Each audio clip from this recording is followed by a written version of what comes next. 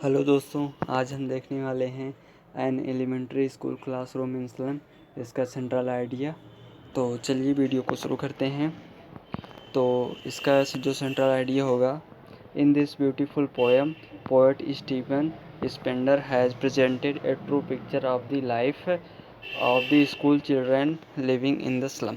In this beautiful, इस सुंदर से कविता में पोएट जो जिसके कवि हैं स्टीफन स्पेंडर, इन्होंने प्रेजेंट किया है एक वास्तविक पिक्चर ऑफ द लाइफ, जीवन की, of the school children living in the slum. जो झोपड़पट्टी वाले स्कूल में जो बच्चे रहते थे, उनकी वास्तविक वह किस तरह से रहते थे उनके बारे में उन्होंने प्रेजेंट किया है, दर्शाया है इस ब्यूटीफुल पोएम में।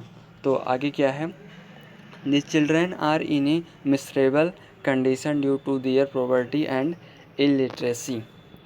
तो गरीबी और अशिक्षा के कारण इन जो बच्चे थे, जो झोपड़पट्टी वाले स्कूल में जो बच्चे थे, उनकी जो पॉवर्टी, गरीबी और अशिक्षा के कारण उनकी जो स्थिति थी बहुत ही दयनीय थी। मिसरेबल मतलब क्या होता है, दयनीय होता है।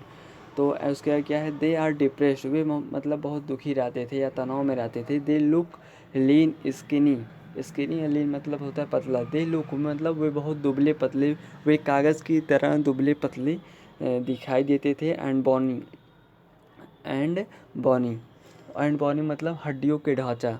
बॉनी मतलब तो सुंदर होता है, लेकिन यहाँ पर हड्डियों का ढांचा।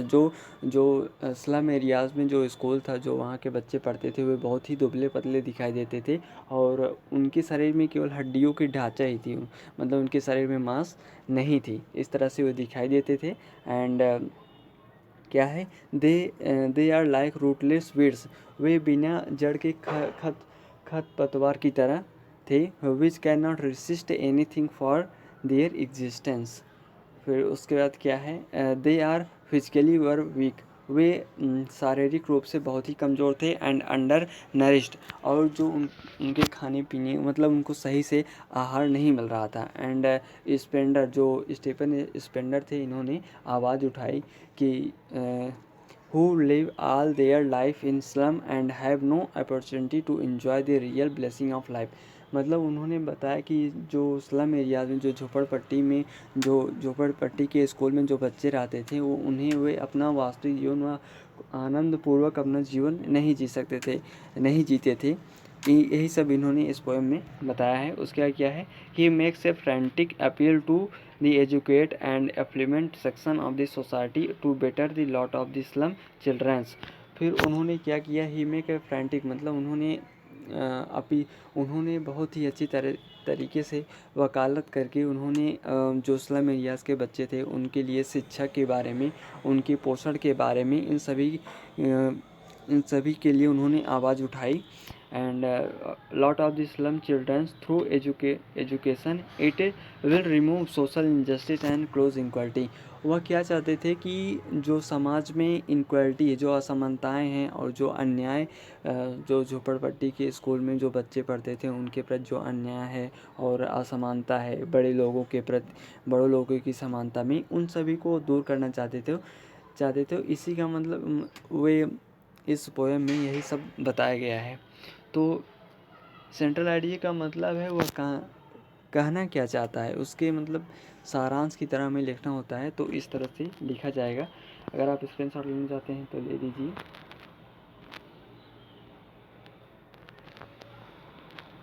तो इस तरह से होगा। एक बार चलिए मैं आपको फिर से बता दे रहा हूँ।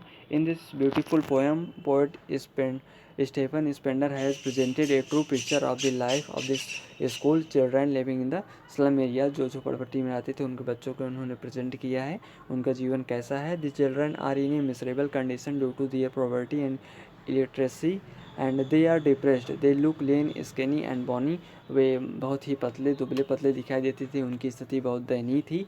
And they are like rootless weeds which can not resist anything for their existence.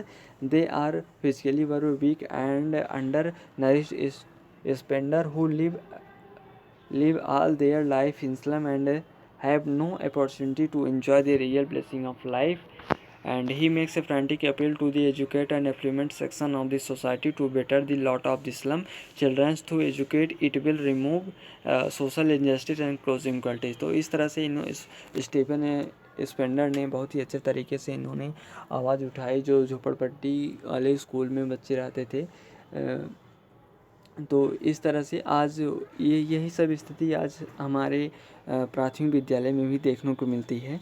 तो ऐसी स्थिति नहीं होनी चाहिए, यही ये बताना चाहते हैं किस तरह से हमें रहना चाहिए और किस तरह से हमें अपील करना है, जागरूक रहना है हमें सभी चीज़ों के बारे में, ये सभी ये बता रहे हैं। तो इस तरह से इसका सेंट्रल आइडिया होगा। तब तक के लिए धन्यवाद। Okay bye.